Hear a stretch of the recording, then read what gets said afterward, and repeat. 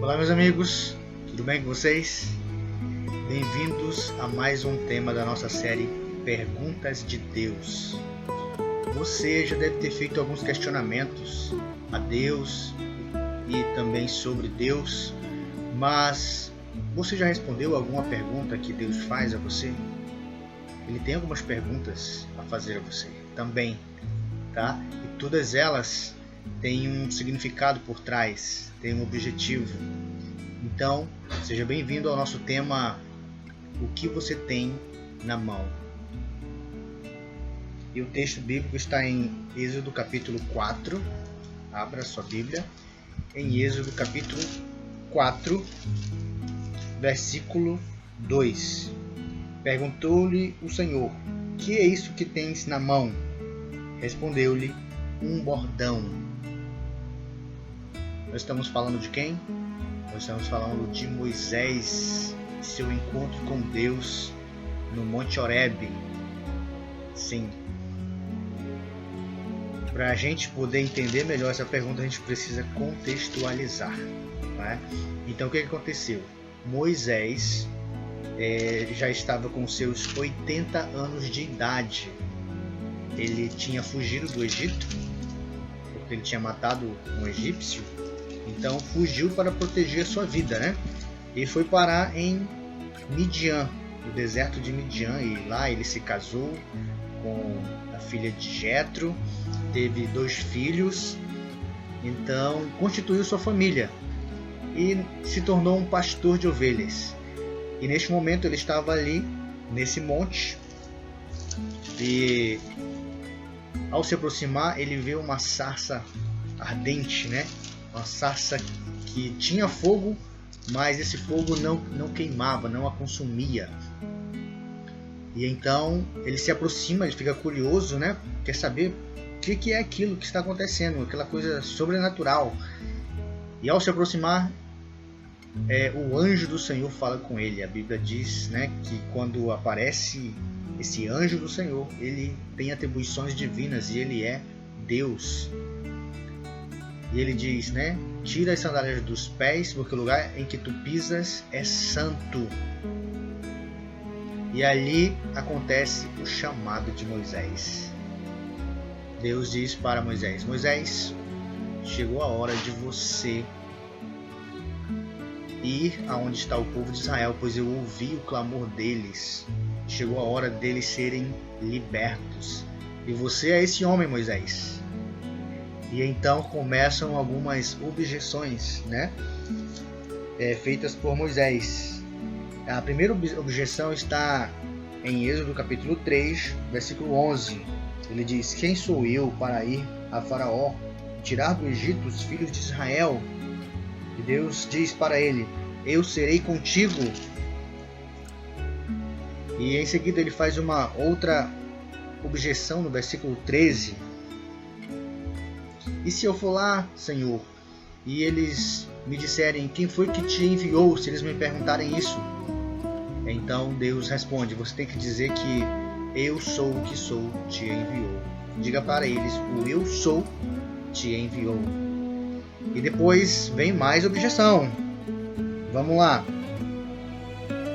Próxima objeção está no capítulo 4, versículo 1. E ele agora não faz uma pergunta para Deus, agora ele afirma, né? Mas respondeu Moisés, mas eis que não crerão, nem acudirão à minha voz, pois dirão, o Senhor não te apareceu. Então, depois de 2 perguntas e uma afirmação de Moisés, agora Deus resolve fazer uma pergunta. E a pergunta é, o que você tem na mão? E Moisés responde, eu tenho um bordão ou uma vara. E então, olha só o que Deus diz para Moisés, no verso 3. Então lhe disse, lança-o na terra. Ele o lançou na terra, e o bordão virou uma serpente, e Moisés fugia dela. Veja só. Moisés tinha algo comum, algo simples na sua mão, apenas uma vara, apenas um bordão. E Deus disse, lança esse bordão na terra. Por que será que Deus disse isso, hein? Moisés, ele precisava se desvencilhar daquilo que era seguro para ele.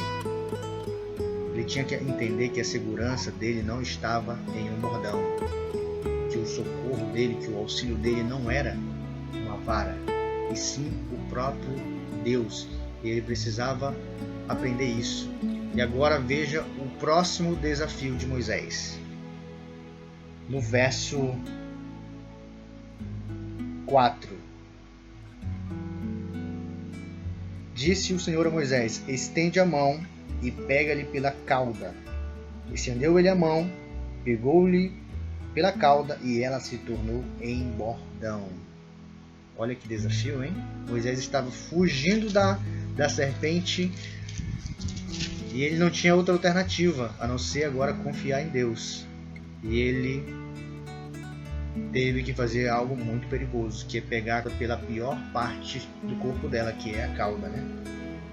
E ele pegou e a cobra se tornou uma vara novamente.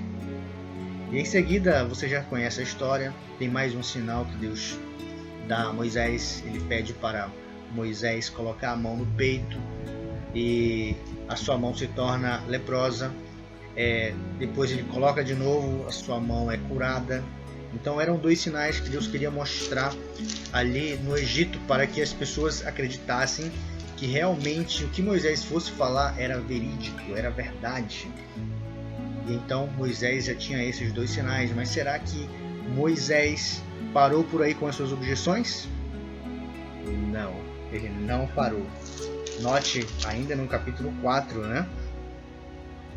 Que Moisés diz o seguinte, no verso 10: então disse Moisés ao Senhor: ah, Senhor, eu nunca fui eloquente, nem outrora, nem depois que falaste a teu servo, pois sou pesado de boca e pesado de língua. Verso 11, Deus dá uma resposta para ele. Respondeu-lhe o Senhor: quem fez a boca do homem? Ou quem faz o mudo? Ou o surdo? Ou o que vê? Ou o cego? Não sou eu, o Senhor? Vai, pois agora eu serei com a tua boca e te ensinarei o que hás de falar. Note que Deus responde Moisés de uma forma diferente. Deus responde Moisés com perguntas, né? O que você tem na mão? Quem fez a boca? Quem fez o mudo? Quem fez o surdo? Quem fez o cego? Vá, Moisés. Eu estou com você. Vá em frente. Mas será que Moisés parou por aí com as objeções?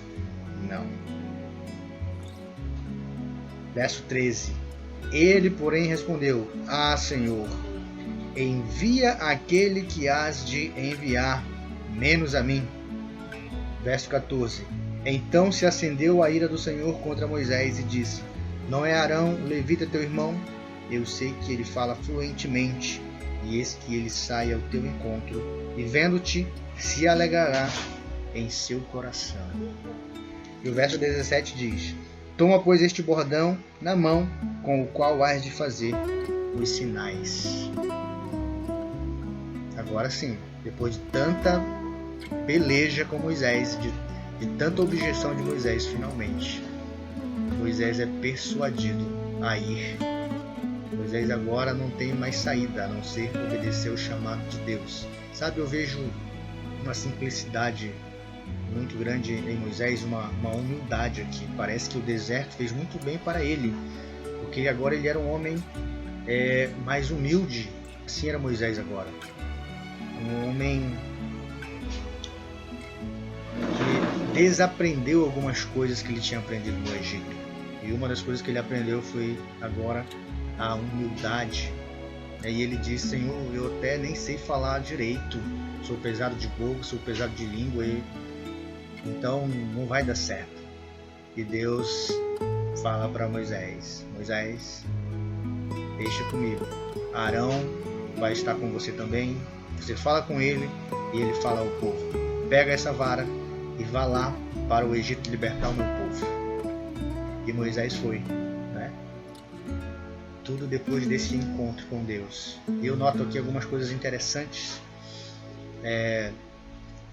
nesse encontro, primeiro o monte, né? Lá no capítulo 3, os primeiros versículos, começa dizendo que o monte é o monte de Deus, né? A vara de Arão, a vara de Moisés, ela era a vara de Moisés. Mas depois desse encontro, já não era mais a vara de Moisés. Olha o que diz aqui, o verso 20. Tomou, pois, Moisés a sua mulher, seus filhos, fê-los montar num jumento e voltou para a terra do Egito. Moisés levava na mão o bordão de Deus. Agora, o bordão é de Deus. E Moisés também se tornou um homem de Deus. E ele foi lá cumprir com a sua missão. Não foi fácil, foram desafios. Mas ele agora estava confiante, né? Ele sabia que Deus estava com ele plenamente. E em todos os momentos, ele esteve ali firme na liderança do povo de Israel. E olha que homem que Moisés se tornou. Números capítulo 12 nos fala o homem que ele se tornou. Números capítulo 12, versículo 3. Era o varão Moisés muito manso, mais do que os homens que havia sobre a terra. Olha que bênção, hein?